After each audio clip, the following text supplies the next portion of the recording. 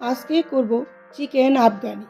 নিয়েছি চিকেন, এদিকে ধনে পাতা, কাঁচা লঙ্কা, আদা, রসুন, পেঁয়াজ, লবণ, সর্ষের তেল দিয়ে পেস্ট করে নিব। ফ্যাটানো টক দইয়ে দিয়ে দিব পেস্ট।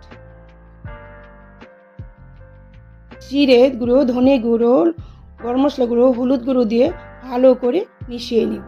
কিছুটা পেস্ট দিয়ে চিকেনটাকে ম্যারিনেশন করে নিব।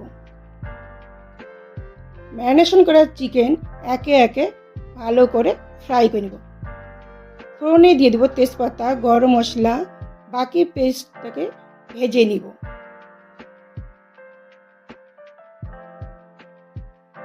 গ্রেভি হয়ে গেলে একে একে ফ্রাই করা চিকেনগুলো দিয়ে দিব।